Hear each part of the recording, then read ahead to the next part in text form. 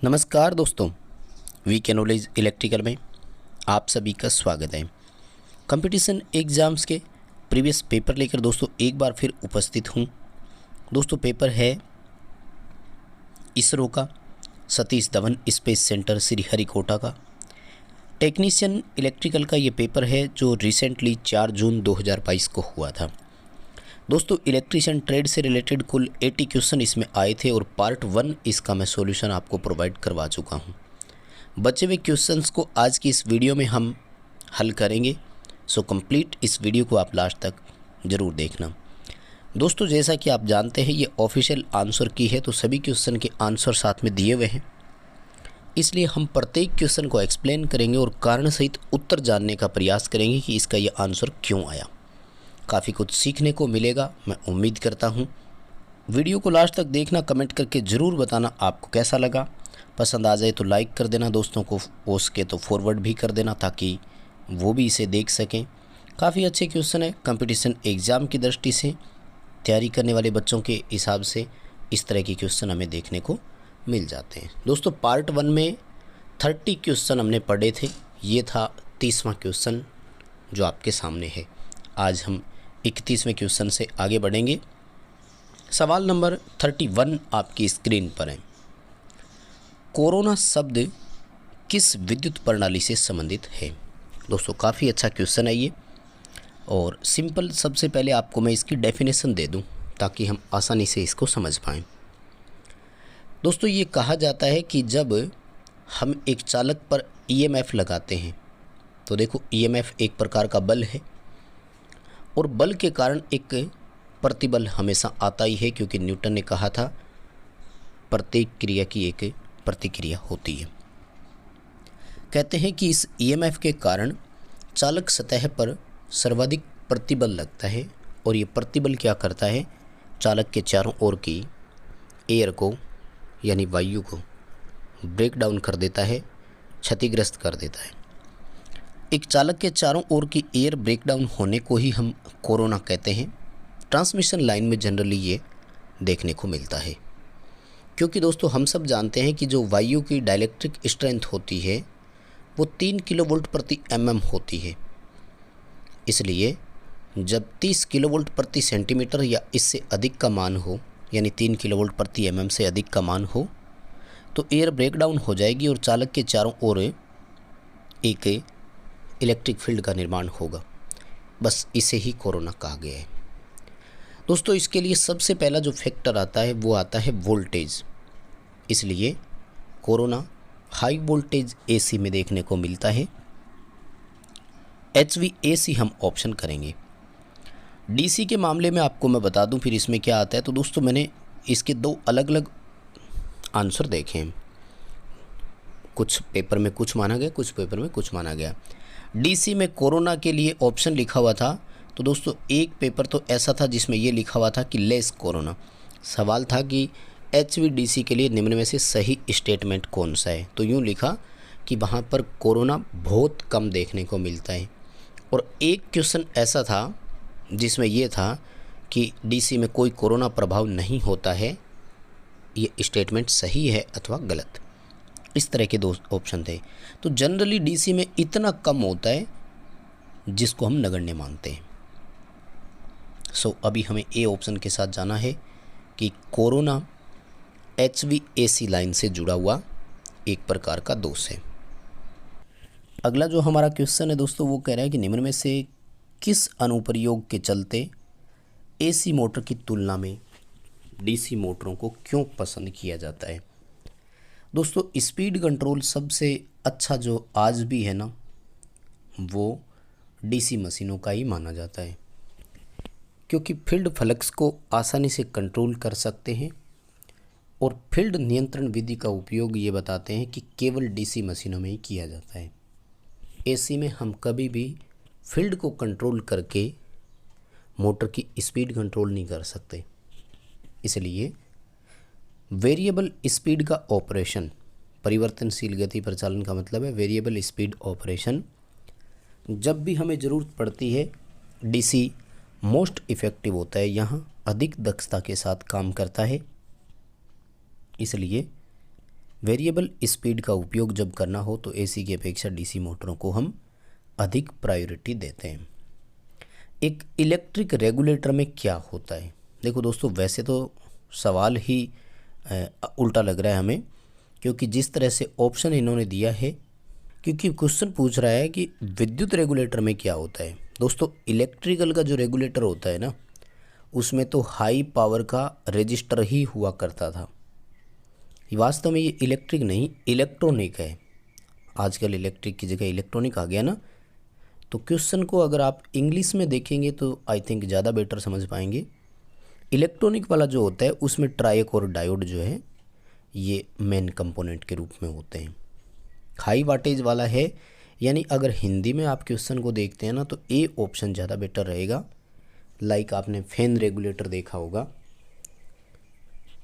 तो उसमें high wattage rating के जनरली वायर बाउंड रियोस्टेट ही काम में लिया जाता था।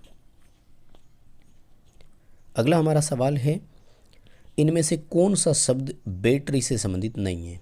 बहुत सिंपल है, बैटरी में इलेक्ट्रोलाइट भी होता है, बैटरी में प्लेटें भी होती है, बैटरी की क्षमता एम्पियर आवर में होती है।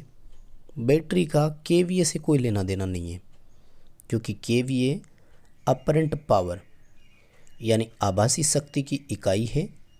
जनरली ट्रांसफॉर्मर और अल्टरनेटर की रेटिंग जो होती है वो केवीए में प्रदान की जाती है। डी उत्तर कर देंगे, केवीए का संबंध बैटरी से नहीं है। अगला सवाल दोस्तों कह रहा है कि इनमें से कौन सा विद्युत उपकरण जल के भीतर काम कर सकता है? तो देखो, मैंने प्रीवियस क्लास में आपको बताया था शायद कि जो आईपी प्रोटेक्शन होता है इसमें 2 अंक होते हैं हमेशा, और मैंने आपको बताया कि फर्स्ट जो होता है वो हमें बताता है कि ये ठोस से सुरक्षा करेगा अथवा नहीं, और सेकंड जो होता है वो हमें बताता है कि ये लिक्विड यानी द्रव से सुरक्षा करेगा अथवा नहीं। अगर दोनों 0-0 है तो ना तो ठोस से करेगा ना द्रव से करेगा। अब जैसे जैसे इनका मान बढ़ता जाता है वैसे वैसे इनकी वैल्यू बढ़ती जाती है। तो 0 से लेकर 9, 0 से लेकर 9 कितनी भी संख्या बन सकती है यहाँ भाई। 0 1 बन सकती है, 0 2, 0 3, इसी तरह से 1 0, 2 0, 3 0, 1 1, है ना। तो जितने सारे होते हैं इन सब की एक तो फुल बड़ी एक टेबल बनती है, तो याद रखना थोड़ा कम संभव होता है। अभी बी ऑप्शन के साथ हमें इसमें जाना है। IP68 जो है वो पानी में रहकर काम कर सकते हैं, जैसे सबमर्सिबल मोटर है। अच्छा, इससे आप एक क्वेश्चन का ज़रूर सीख सकते हैं। इन फ्यूचर मान लो आपसे ये पूछा जाए ना कि निम्न में से कौन सा उपकरण IP68 प्रोटेक्शन के तहत आता है, तो हमें एक चीज़ और सीखने को मिल गई, और उसका आपको सबमर्सिबल पंप मोटर कर देना है, क्योंकि वो पानी के अंदर रह के काम कर रहा है। उसके अलावा गीज़र कर सकते हो आप, वाटर हीटर कर सकते हो आप। यानी यहाँ से कुछ हमें सीखने को मिला है, नई चीज़ आपको ज़रूर सीखने को मिली। देखो, प्रीवियस एग्ज़ाम्स को पढ़ने का उद्देश्य ही हमारा यही होता है कि अगर इसी तरह के क्वेश्चन दोबारा आ जाते हैं तो हमें क्या करना है। दोस्तों, आगे बढ़ने से पहले रिक्वेस्ट करूँगा कि इस वीडियो के डिस्क्रिप्शन में लिंक दिया हुआ है, हमारा एंड्रॉयड ऐप डाउनलोड ज़रूर करें। हम हर मंडे फ्री में प्रैक्टिस टेस्ट उपलब्ध करवाते हैं आपको। सुबह 9 बजे से 5 बजे तक होता है, आप उसे अटेम्प्ट कर सकते हैं। पेड कोर्स कंप्लीट अवेलेबल है पूरे भारत में। किसी एग्ज़ाम की आप तैयारी करो, मोस्ट परफेक्टिव कोर्स हम आपको यहाँ उपलब्ध करवाते हैं। चैनल दोस्तों सब्सक्राइब ज़रूर करें, और प्लीज़ आपसे हाथ जोड़ के रिक्वेस्ट है कि कम से कम 2 या 3 व्हाट्सएप ग्रुप में हमारे वीडियोज़ को शेयर ज़रूर करें। आइए ज़रा अगले सवाल की तरफ बढ़ते हैं। अपरेंट पावर जो है किसी सर्किट में वो 5 kVA है, और एक्टिव पावर जो है वो 4 किलोवाट है। रिएक्टिव पावर की गणना करनी है। रिएक्टिव पावर kVA में ही पूछ लिया इन्होंने, रिएक्टिव पावर एक्चुअल में kVAR में होती है। खैर कोई बात नहीं, क्या फॉर्मूला होता है हम सब जानते हैं कि kVA बराबर किलोवाट की स्क्वायर प्लस kVAR की स्क्वायर, और दोनों का अंडर होता है। अब जब हमें kVAR कैलकुलेट करना है तो फॉर्मूला क्या बनेगा कि kVAR जो ज्ञात करना है, इसके लिए हमें kVA की स्क्वायर माइनस किलोवाट की स्क्वायर करना है, और उन दोनों का अंडर कर देना है। यानी आभासी शक्ति का वर्ग माइनस वास्तविक शक्ति का वर्ग और दोनों का अंडर रूट। दोनों का अंतर आया 9। 9 का जब आपने अंडर रूट निकाला तो उत्तर आया 3। यानी प्रतिघाती शक्ति का मान 3 kVAR है। बी उत्तर यहाँ सही होगा। बिल्कुल ये इस बच्चे का भी सही है जिसकी भी आंसर की है। अगला सवाल है कि प्रतिरोध का व्युत्पन्न क्या है। व्युत्पन्न को इंग्लिश में रेसिप्रोकल बोलते हैं। रेजिस्टेंस बराबर 1/G होता है। G को हम चालकत्व यानी कंडक्टेंस बोलते हैं। आग्राही का जो होती है इसे हम ससेप्टेंस बोलते हैं B। और B जो है ये प्रतिघात रिएक्टेंस का अपोजिट होता है। प्रतिबाधा को हम Z इम्पीडेंस बोलते हैं और इम्पीडेंस जो है ये एडमिटेंस यानी प्रवेशियता। एडमिटेंस का शुद्ध हिंदी प्रवेशियता होता है, तो ये उस एडमिटेंस का विलोम है, प्रवेशियता का विलोम है। और प्रतिघात को मैंने बता ही दिया x से दर्शाते हैं, तो प्रतिघात का विलोम होता है ससेप्टेंस जिसको b से दर्शाते हैं। दोस्तों AC सर्किट में कुल 6 घटक होते हैं, हो सके तो उसे याद रखें। एक बार फिर बता दूं मैं, Z बराबर 1/Y होता है और Y बराबर 1/Z होता है। इसी तरह से R बराबर 1/G होता है और G बराबर 1/R होता है।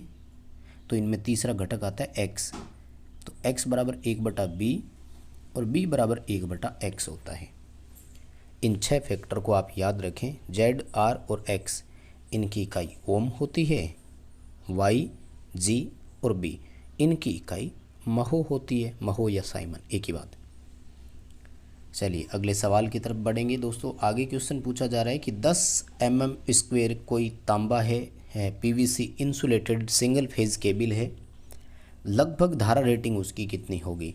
दोस्तों स्टैंडर्ड मान है, याद रखना, लगभग 40 एम्पियर करंट जो है वो उसे आसानी से सहन कर जाएगी। 10 mm² कॉपर अगर है तो 40 एम्पियर का लोड उस पर आसानी से डाल दो, कोई फ़र्क नहीं पड़ेगा, ईजिली सहन कर जाएगा। अगर दोस्तों मैं बात करूं कि इसी 40 एम्पियर के लिए एल्यूमिनियम का अगर आपसे पूछा जाता ना, तो फिर याद रखना एल्यूमिनियम लगभग यहाँ 25 mm² मोटा होता। इतनी ही धारा ले जाने के लिए फिर हमें एल्यूमिनियम का साइज़ बड़ा रखना होता। अगला क्वेश्चन और बहुत सिंपल आसान सा क्वेश्चन है। फुल लोड होने के बावजूद भी ट्रांसफार्मर में निम्न में से कौन सी हानि जीरो है। बहुत इजी क्वेश्चन है। ट्रांसफार्मर में कोई घर्षण हानि नहीं होती है क्योंकि ट्रांसफार्मर एक स्टैटिक डिवाइस है, मशीन है, एक ही बात है। और इसमें कोई रोटेटिंग पार्ट होता ही नहीं है। जब रोटेटिंग भाग नहीं है तो उसमें यांत्रिक हानि नहीं होगी। घर्षण हानियों का मान 0 होता है ट्रांसफार्मर में, तो इसका बाहर से कोई रिलेशन होता ही नहीं है। ट्रांसफार्मर की दक्षता अन्य सभी मशीनों से हायर इसीलिए होती है क्योंकि ट्रांसफार्मर में केवल 2 लॉस होता है, कॉपर लॉस और आयरन लॉस, जबकि बाकी सभी मशीनों में 3-3 हानियाँ होती है, कॉपर लॉस, आयरन लॉस और मैकेनिकल लॉस। इसलिए ट्रांसफार्मर में घर्षण हानि नहीं है और दक्षता जो है वो उच्चतम है। अगला सवाल है ट्रांसफार्मर का ईएमएफ समीकरण क्या होता है। ट्रांसफार्मर का ईएमएफ समीकरण होता है 4.44 φm/Fn। ठीक है, अब देखो इस समीकरण के 2 ऑप्शन है आपके सामने। ठीक है, 4.44 phi maximum frequency into turn. यहाँ पर देखिए इसने स्पष्टतः पूछा है ES। ES का मतलब है सेकेंडरी में प्रेरित ईएमएफ। जब सेकेंडरी में इंड्यूस ईएमएफ ज्ञात करना है तो माय डियर टर्न भी सेकेंडरी के ही रखने होते हैं, इसलिए ए उत्तर सही होगा। अगर यहाँ पर EP लिखा होता ना प्राइमरी, देन आपको C उत्तर सही करना था। ठीक है, D और B तो है ही नहीं, B तो है 5ZNP60A, जनरेटरों की समीकरण है ये तो। ठीक है, एक बार चलिए दोबारा बता देता हूँ सब फॉर्मूले। पहला है ट्रांसफार्मर की सेकेंडरी में इंड्यूस ईएमएफ यानी V2 ज्ञात करने का। दूसरा है जनरेटर में ईएमएफ ज्ञात करने के लिए, या फिर डीसी मोटर में बैक ईएमएफ ज्ञात करने के लिए। तीसरा है प्राइमरी में इंड्यूस वोल्टेज ज्ञात करने के लिए, यानी V1 ज्ञात करने के लिए। अगला सवाल है ट्रांसफार्मर में विद्यमान ऑयल हमें क्या प्रदान करता है।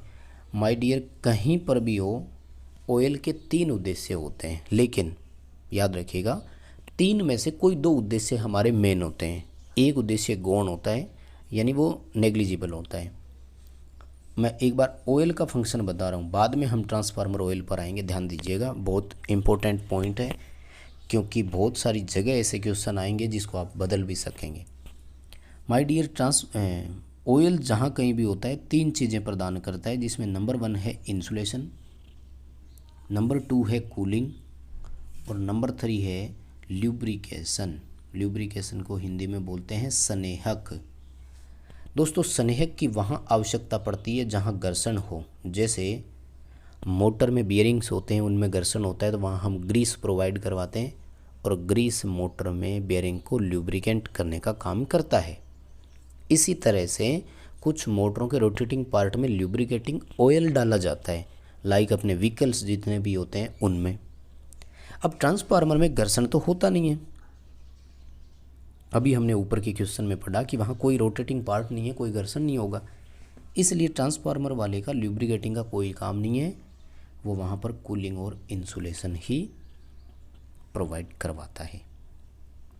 अगला क्वेश्चन है कोगिंग और क्राउलिंग परिघटना किससे संबंधित है। ये कितना अच्छा क्वेश्चन है, मैंने इन दोनों की डेफिनेशन भी बहुत अच्छे से करवाई हुई है। अगर आप हमारे साथ अभी जुड़े हैं तो प्लेलिस्ट में जाइए, इंडक्शन मोटर का प्लेलिस्ट खोलिए, उसमें कोगिंग और क्राउलिंग, जोगिंग, इंचिंग, इन सब पर आधारित आपको डेफिनेशन मिलेगी। कोगिंग और crawling squirrel cage induction motor से संबंधित परिघटना है, जहाँ कोगिंग का मतलब होता है रोटर और स्टेटर का लॉक हो जाना। क्या परिभाषा है? रोटर और स्टेटर का लॉक होना। और क्राउलिंग का मतलब होता है रोटर गति अपने सिंक्रोनस गति के 7वें भाग पर चलना। ठीक है, मोटर की सिंक्रोनस गति अगर 1000 आरपीएम है, यूँ समझ लीजिए, तो वो 7वें भाग पर चलती है, यानी लगभग आप बोल सकते हो कि इसका 7वां हिस्सा लगभग 150-200 आरपीएम के आसपास आता है। इतनी कम गति पर अगर चलता है तो उसे क्राउलिंग कहा जाता है। कोगिंग का कारण है, मैंने बताया था, रोटर स्टेटर में सेम स्लॉट होना, और क्राउलिंग का कारण होता है हार्मोनिक्स। दोनों को याद रखना, क्वेश्चन बड़ा इंपॉर्टेंट बनता है। आजकल परिभाषा पूछी जाने लग गई है, कारण पूछे जाने लग गए हैं। अगला सवाल देखिए दोस्तों, 3000 एम्पियर से ज़्यादा रेटिंग के लिए ब्रेकर कौन सा काम में ले सकते हैं। तो यहाँ 2 ऑप्शन हैं। जो MCCB होता है ना, पूरा नाम है मोल्डेड केस सर्किट ब्रेकर, इसकी भी रप्चरिंग कैपेसिटी ठीक होती है। लेकिन ACB में भी कोई डाउट नहीं है दोस्तों, एयर सर्किट ब्रेकर है अपने प्लांट में, 3200 एम्पियर तक के ब्रेकर है, बिल्कुल ऑपरेटिव है, और वो सब LT सिस्टम के तहत आते हैं, यानी 415 वोल्ट सप्लाई के साथ यूज करते हैं, जहां 3200 एम्पियर के ब्रेकर है। तो इस क्वेश्चन में कोई डाउट या ऑब्जेक्शन नहीं है, ए उत्तर आएगा, ACB यहाँ करेंगे, एयर सर्किट ब्रेकर। अगला सवाल है कि कौन सा सर्किट ब्रेकर ऐसा है जो 220 kV के लिए उपयुक्त नहीं है। देखिए दोस्तों, 220 kV के लिए उपयुक्त नहीं है, तो यहाँ पर 2 ऑप्शन है। वैसे तो VCB यानी वैक्यूम सर्किट ब्रेकर भी नहीं है, और MOCB भी नहीं है। MOCB का मतलब यहाँ पर है मिनिमम ऑयल सर्किट ब्रेकर। दोस्तों, जनरली हम OCB को 11 kV तक ही काम में लेते हैं, तो थोड़ा कन्फ्यूज़न वाला ज़रूर है। फिर भी जब वैक्यूम सर्किट दिया हुआ है तो उसी के साथ जाएंगे। खैर, B उत्तर कर देना, जैसा कि ऑफिशियल आंसर की में भी B ही माना है, क्योंकि इस तरह के जो क्वेश्चन होते हैं इनका स्टैंडर्ड आंकड़ा तो होता नहीं है। B उत्तर यहाँ कर देना, वैक्यूम सर्किट ब्रेकर उत्तर सही रहेगा। अगला सवाल, इस विधि के द्वारा DC शंट मोटर की पूर्ण भार से अधिक गति प्राप्त करनी है। दोस्तों, DC मोटरों की जो गति होती है वो 2 कारकों से निर्धारित की जाती है। एक तो है बैक ईएमएफ के समानुपाती, और दूसरा है फील्ड फ्लक्स के व्युत्क्रमानुपाती। यानी अगर बैक ईएमएफ बढ़ेगा तो गति बढ़ेगी, बैक ईएमएफ घटेगा तो गति बढ़ेगी, यानी गति बढ़ने की दो चीज़ें हो गई कि या तो फ्लक्स को घटाओ, तो देखो फ्लक्स को घटाएंगे तो गति बढ़ेगी। तो फ्लक्स को घटाने का देखो ए ऑप्शन ये रहा सामने, क्योंकि धारा कम करेंगे तो कॉइल का फ्लक्स अपने आप कम हो जाएगा। चुंबकीय क्षेत्र तो करंट पे डिपेंडेड होता है ना, फील्ड वाइंडिंग को धारा कम मिलेगी, फ्लक्स कम हो जाएगा। लेकिन दूसरा तरीका है बैक ईएमएफ को भी आप ज़्यादा कर सकते हैं। बैक ईएमएफ ज़्यादा कैसे होगा? डीसी मोटर में बैक ईएमएफ का फॉर्मूला होता है कि टर्मिनल वोल्टेज में से आर्मेचर ड्रॉप घटा दो।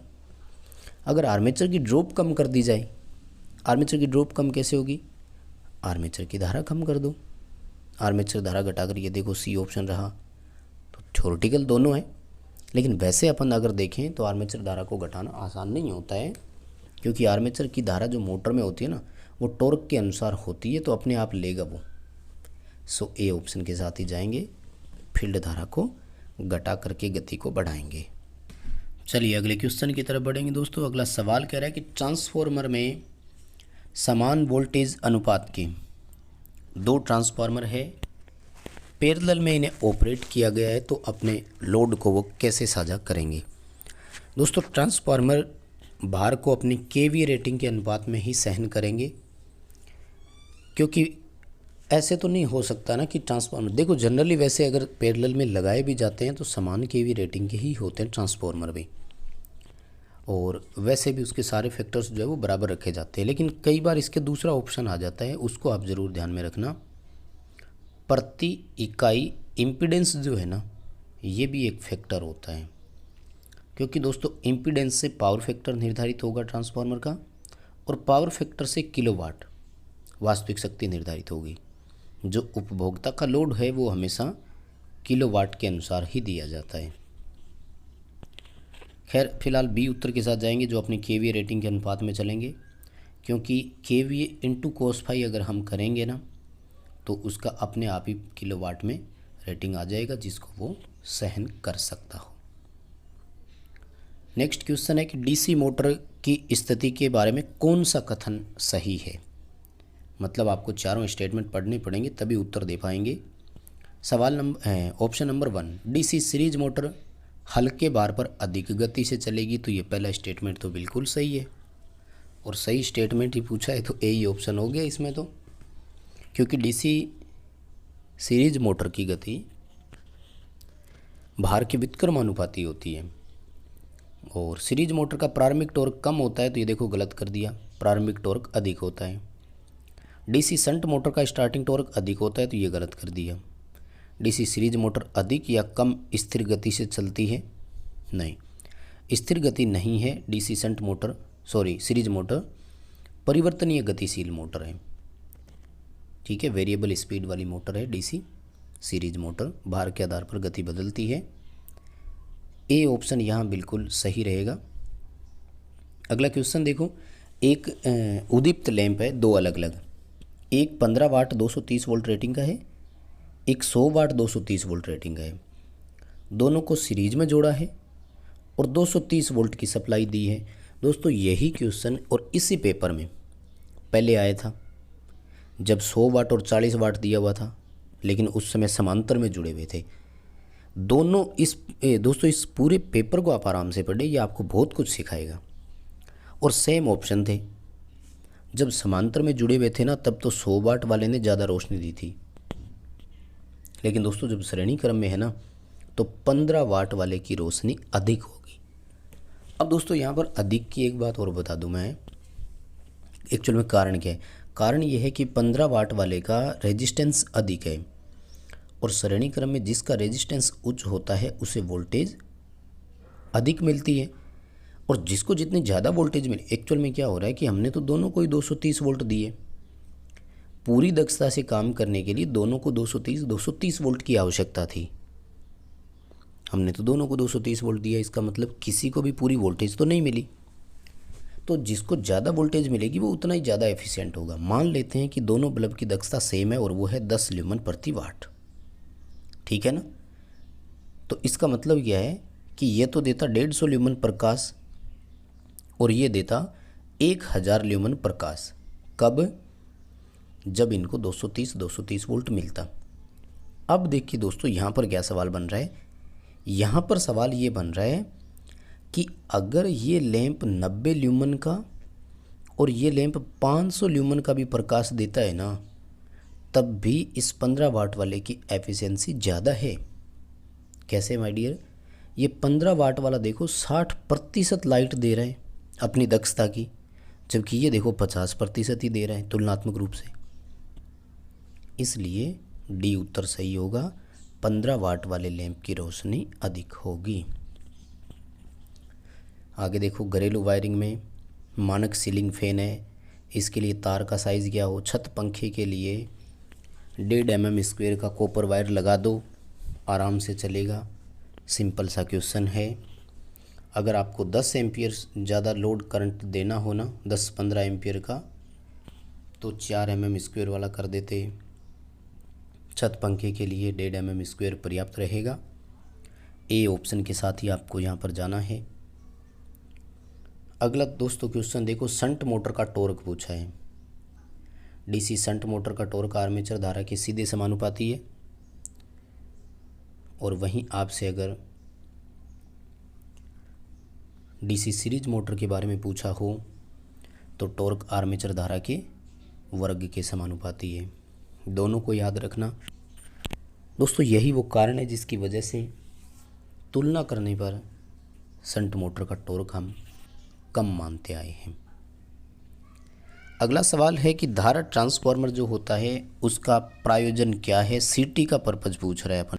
दोस्तों सीटी जो है ये इंस्ट्रूमेंट ट्रांसफार्मर का भाग है, और इंस्ट्रूमेंट ट्रांसफार्मर जो होते हैं वो हाई करंट मेजरमेंट के लिए, हाई वोल्टेज मेजरमेंट के लिए, हाई पावर और हाई एनर्जी मापन के काम आते हैं। सीटी दोस्तों दो काम में आएगी, एक तो हायर करंट की जब मेजरमेंट हमें लेनी हो, दूसरा प्रोटेक्टिव डिवाइस जैसे रिले वगैरह है तो इनके साथ जब हमें उपयोग करना हो तो काम में लेंगे। सीटी के सामान्यतः दो उपयोग होते हैं, प्रोटेक्शन एंड मीटरिंग, यानी सुरक्षा युक्तियों के साथ भी काम में लेंगे, और मीटरिंग यानी मेजरमेंट के भी काम आएगा। जब ज़्यादा धारा का मापन करना हो तो सीटी काम में लेंगे। अब कन्फ्यूज़न ये दे रखा है कि ज़्यादा धारा का वितरण भी दे रखा है, लेकिन सीटी डिस्ट्रीब्यूट नहीं करता है कभी, ये ध्यान रखना, ठीक है। वैसे तो सिंपल क्वेश्चन है, नो डाउट आप अच्छे से इसे कर पा रहे हैं। आगे देखिए दोस्तों, अच्छा क्वेश्चन है, इस पर मैंने कई बार डेफिनेशन आपको दी है। किसी विद्युत सिस्टम में फेरेंटी प्रभाव किससे जुड़ा हुआ शब्द है। दोस्तों पहले तो आपको बता दूं कि फेरेंटी प्रभाव होता क्या है, इसका कारण क्या है, तो आप उत्तर समझ जाएंगे।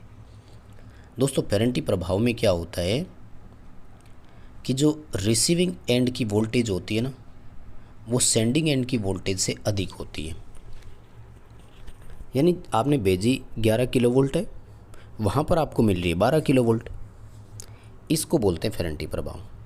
प्राप्ति सिरे पर प्रेषक सिरे की तुलना में अधिक वोल्टेज, पॉइंट नंबर 1। कारण क्या है इसके पीछे? इसके पीछे दो कारण होते हैं, या तो लाइन पर नो लोड हो यानी कोई भार नहीं हो, या फिर लाइट लोड हो, लाइट का मतलब है हल्का भार हो। इससे क्या होता है दोस्तों, इससे ये होता है कि लाइन की लंबाई के साथ धारिता बढ़ती है। लाइन में अपनी कैपेसिटी के कारण एक चार्जिंग करंट का फ्लो होता है, और वो आवेशन धारा क्या करती है, एडिटिव पोलैरिटी की एक वोल्टेज बनाती है। तो दोस्तों फेरेंटी प्रभाव हमेशा हल्के भार या नो लोड पर होता है। अब हल्के भार के दो ऑप्शन हैं, केबल में फेरेंटी हो नहीं सकता, HVAC में हो जाएगा। कम भार हो, लंबी लाइन हो, हाई वोल्टेज AC हो, तीन बातें याद रखनी है। भार भी कम हो, लाइन भी लंबाई वाली हो, शॉर्ट ट्रांसमिशन लाइन में नहीं होगा, और वोल्टेज भी हायर होनी चाहिए। लाइन की लंबाई वाला फैक्टर भी आपको याद रखना है। शॉर्ट ट्रांसमिशन लाइन में फेरेंटी प्रभाव नहीं होता है। अगला सवाल, ओवरहेड लाइन के लिए कौन सा विकल्प गलत है? गलत विकल्प का चूज करना है। इंसुलेशन रहित चालक होते हैं, बिल्कुल सही है। अनुरक्षण आसान है, ठीक है, सामने होता है, इजी हो जाता है। फॉल्ट की संभावना अधिक है, तो ये भी सही है। आंधी तूफान सबसे फॉल्ट आ जाता है। आकाशीय बिजली नहीं गिरती है, ये गलत हो गया। आकाशीय बिजली तो सबसे ज़्यादा गिरती है ओवरहेड लाइन पर। तो डी स्टेटमेंट है, सर्द से हम इसे बचा नहीं सकते, तड़ित जो है वो आकाशीय बिजली तो इस पर गिरती है। अगला सवाल, विद्युत वितरण प्रणाली में निम्न गुणावर्ती का प्रभाव क्या है। दोस्तों ये एक ऐसा शब्द है जिसका कहीं कोई ऑप्शन अपन को मिला नहीं है वैसे, ठीक है। और ऑप्शंस के हिसाब से अगर देखते हैं ना तो गुणावर्ती का प्रभाव अपन यही समझ सकते हैं कि एफिशिएंसी लो या पावर फैक्टर कमी का ऑप्शन आप देख सकते हैं, है ना। बी ऑप्शन दिया है उच्चतर हानि। अगर किसी के पास इसका इंग्लिश ट्रांसलेट हो ना तो ज़रूर मुझे सेंड करें, हम इसका सॉल्यूशन ज़रूर देखेंगे। अगला सवाल है, शुद्ध प्रतिरोधी परिपथ का पावर फैक्टर कैसा होता है। शुद्ध प्रतिरोधी है तो पावर फैक्टर इकाई होगा दोस्तों, और शुद्ध इंडक्टर और शुद्ध कैपेसिटर का जो पावर फैक्टर होता है वो 0 होता है। बहुत ही सिंपल क्वेश्चन है। शुद्ध प्रतिरोधी परिपथों का पावर फैक्टर इकाई होता है, फेज अंतर 0 डिग्री होता है, करंट और वोल्टेज के संबंध को इन फेज कहा जाता है, प्रतिघाती शक्ति का मान 0 होता है, वास्तविक शक्ति और आभासी शक्ति बराबर होते हैं। इतनी सारी बातें आपको याद रखनी है। तो चलिए दोस्तों, यही करेंगे आज के इस वीडियो में क्वेश्चन। बाकी बचे हुए 25 क्वेश्चन आपको अगले नेक्स्ट पार्ट नंबर 3 में प्रोवाइड करवा देंगे। कमेंट करके ज़रूर बताना, एक्सप्लेन करने का तरीका पसंद आए तो वीडियो लाइक करना, हो सके तो यार दोस्तों को शेयर कर दो। आप चैनल से अभी जुड़े हैं तो सब्सक्राइब कर लो, और हाँ, हमारा ऐप डाउनलोड ज़रूर करना।